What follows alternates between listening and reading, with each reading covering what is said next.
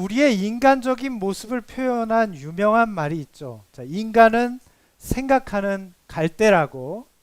너무 유명한 말인데 누가 한 말인지는 우리가 잘 몰라요. 네, 이 말은 이 블레즈 파스칼이 한 말입니다.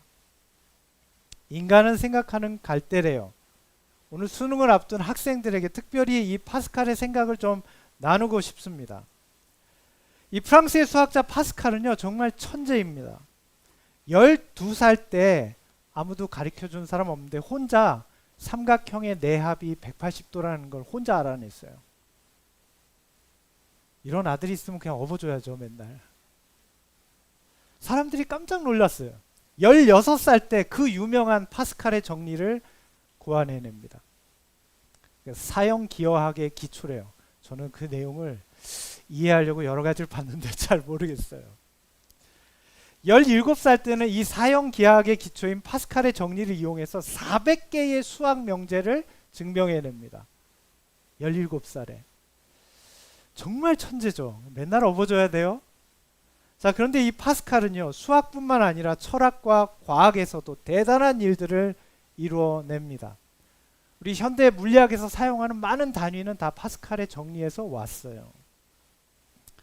자, 그런데요, 이런 파스칼의 사색과 생각을 담은 책이 있는데 팡세라고 들어보셨습니까? 네, 요즘은 아마 잘 모를 수도 있어요. 옛날에는 고전이라 우리가 다 보는데 이 팡세는요, 이 파스칼의 생각을 정리한 책입니다. 생각 사색이라는 뜻이에요. 인간은 생각하는 갈대이다라는 말은 이 팡세에서 나온 말입니다.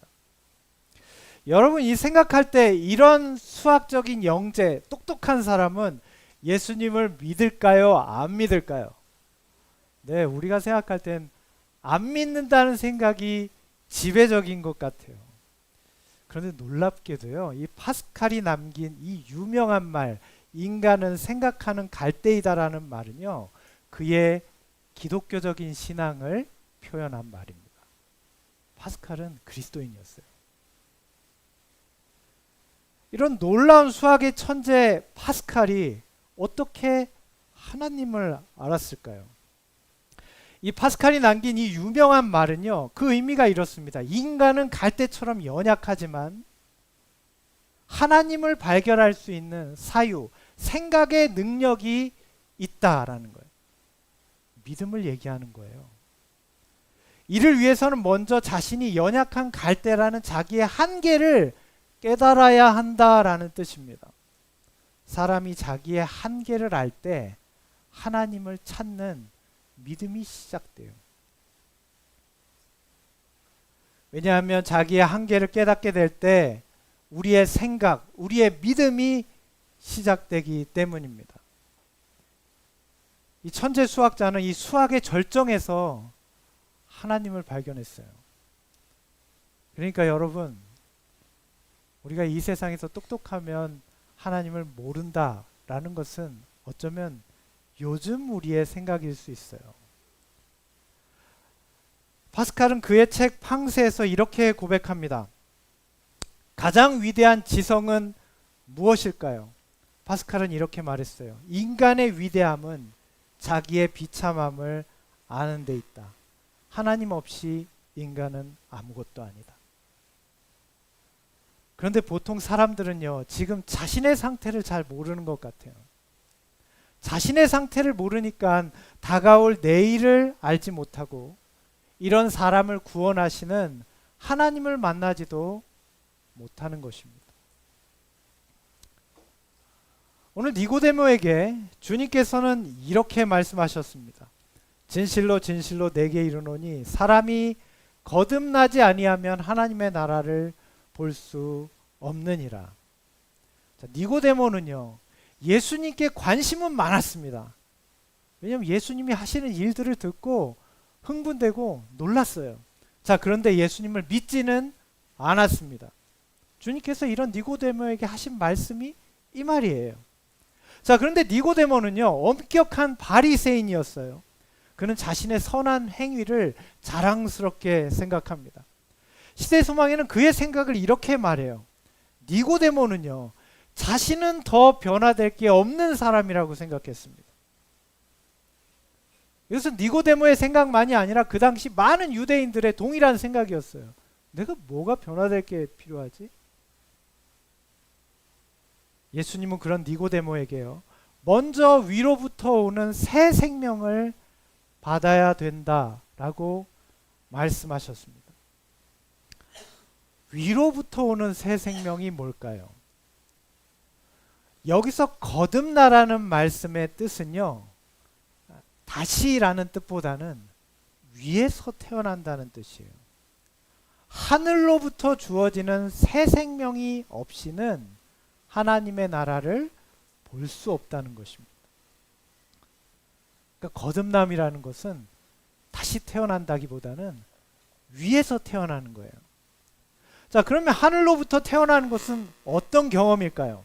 자, 우리는 신앙의 길에 들어서면 새로운 결심을 하거나 도덕적으로 더 나아져야 된다 생각을 합니다. 침례 받으시면 그런 생각 하시죠. 자, 그러면 어떻게 하면 그렇게 되는 겁니까? 어떻게 하면 그렇게 좋아지는 거예요? 자, 우리는 모두요, 어디서 태어났습니까? 여기서 태어났어요. 땅에서 태어났습니다. 이 땅의 출생들이에요. 그래서 우리는 땅의 생각, 땅의 습관을 반복하고 삽니다. 땅의 행동을 반복해요. 그게 우리 인간의 본성이에요. 거듭난다는 것은요, 마음을 조금 고쳐먹는 게 아닙니다. 땅에서 태어난 우리가 하나님의 통치 질서인 하늘에서 태어남을 당하는 거예요. 이걸 좀 더 쉽게 이해하기 위해서 오스왈드 챔버스라는 사람의 글을 좀 인용하고 싶습니다. 이 오스왈드 챔버스는요, 20세기 초에 스코틀랜드의 복음 전도자였습니다. 신학자이기도 했어요. 원래는 뛰어난 미술적인 재능이 있어서 왕립 예술 장학생이 되기도 했습니다. 자, 그런데 그걸 마다하고 목회자의 소명을 받고 신학을 하고 목사가 됐어요. 그는 이후에 런던에서 성경훈련 대학을 설립해서 교장이 됩니다. 근데 1차 세계대전이 터졌어요. 그는 스스로 YMCA의 군목이 되어서 이집트 카이로에 파병됩니다. 거기에서 호주와 뉴질랜드 연합군의 장병들을 섬기는 군목이 되었습니다. 군인들한테 인기가 많았대요.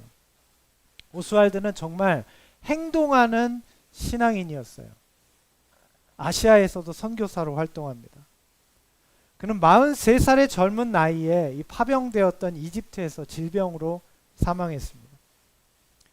이 오스왈드 챔버스는요, 생전에 책을 딱 한 권밖에 안 썼어요. 주님은 나의 최고봉이라는 책 딱 한 권을 썼습니다. 자, 그런데 그게 전 세계에 아주 큰 영향을 미쳤어요. 그래서 오스왈드 챔버스의 설교와 그의 문건을 모두 모아서 얼마나 많은 책들이 출간된지 모릅니다. 그의 가르침은 주로 그리스도인의 정체성과 제자도에 대해서 가르쳤습니다. 오늘은 그리스도인의 연합이라는 책에서 거듭남에 대해서 말한 오스왈드 챔버스의 글을 인용하고자 합니다. 그는 이렇게 말해요. 하늘 아래에서 그리스도인이 되는 것보다 더 쉬운 일은 없다. 여러분, 이 말을 인정하십니까? 이 세상에서 그리스도인 되는 일보다 쉬운 일이 없대요. 다른 종교를 보세요. 여러분, 조심해야 될 게 얼마나 많은지 몰라요. 안 먹고 안 입고 안 들어가고 표정도 그렇게 안 짓고 안 만나고 너무 많죠. 자, 그런데 그리스도인 되는 것처럼 쉬운 일이 없어요. 아무것도 필요 없어요. 그냥 오시면 돼요.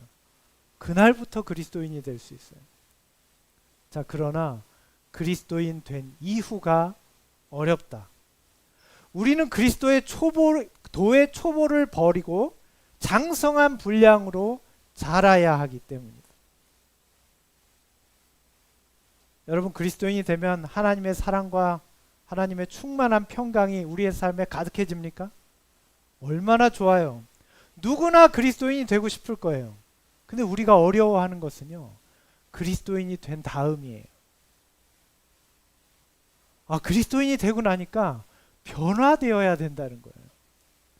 여러분, 사람이 변화되기가 쉽습니까? 어려워요. 네, 어려워요. 정말 어렵죠. 많은 사람들이 기독교 신앙이 좋은데도 꺼리는 이유는 이거 하나입니다. 변화돼야 되기 때문이에요. 자, 그렇다면 이렇게 거의 불가능한 것을 하나님께서는 왜 우리에게 하라고 하셨을까요? 잘 되지도 않는 일인데. 오스왈드 챔버스는 이렇게 말합니다. 많은 그리스도인들이 자신들이 거듭날 때 무슨 일이 발생했는지 잘 모르는 것 같다. 거듭남은 하나님의 영이 사람의 영이 하나님의 아들이 태어난 장소가 되는 것이다.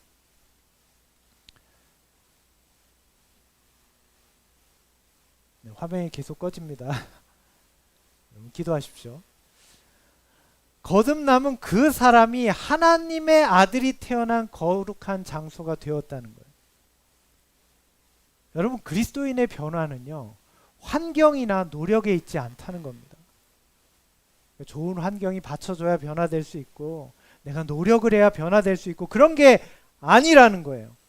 한 사람이 거듭났다는 것은 그 사람의 마음이 예수 그리스도께서 태어나신 거룩한 장소가 되었다는 거예요. 어디가요? 우리의 마음이.